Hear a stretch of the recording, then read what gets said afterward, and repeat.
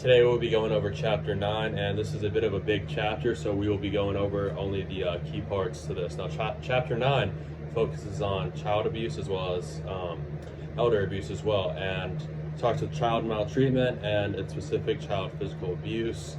And this is the intentional use of physical force against a child that results in an injury or has the chance of potential physical injury of the child.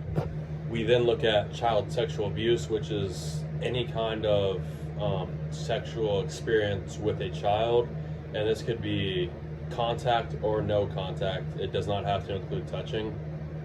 Then we get into child sexual assault, which is a little bit more of the hands-on, which is any anal or vaginal penetration by the penis or another object performed onto a child. Child sexual exploitation does not involve any contact, but rather is kind of exposing children to any type of pornography or any obscene images or videos, and this can also include selling child pornography. We then get into looking at what sexual contact means, and this could be any purposeful touching by the caregiver of the child, as well as, and this is what I find interesting, the child touching the perpetrator. And that's something I didn't expect to see, and I think this is because you normally think about the perpetrator touching the child, but you can also think of the perpetrator making the child touch the perpetrator. So just thinking about it both ways really clears up the gray area of the law. This chapter then gets into child neglect, which is when a child's basic needs are not met by their caretakers. And there's a few subtypes of neglect that we will get into. The first one being personal hygiene neglect, and this is when the standards of any kind of maintenance on the body or any type of cleanliness of the child are not met by their caretakers, as well as the neglect of household safety, and this is when the caregivers do not accurately eliminate any dangers in the household. We also see supervisory neglect, and this is when a caretaker fails to supervise their child and they end up getting a serious injury as a result, as well as emotional neglect when the caretaker does not give the child, the emotional support they need.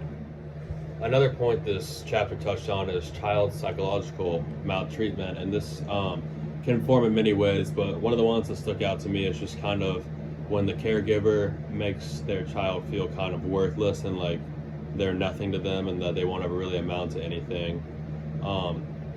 But child maltreatment or psychological child maltreatment is pretty difficult to define, as stated in our chapter.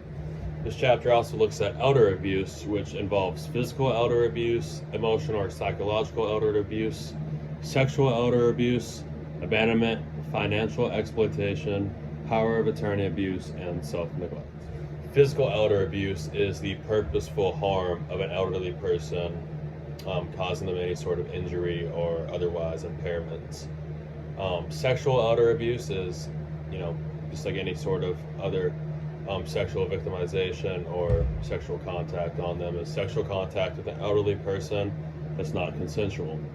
And then there's also financial exploitation, which is any use of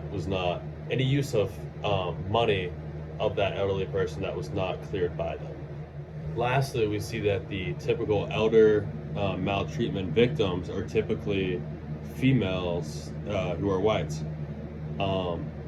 In comparison, for the perpetrators, these are also typically females, also oftentimes the child of the victim, and they are typically under 60 years old. That wraps up the main points of Chapter 9.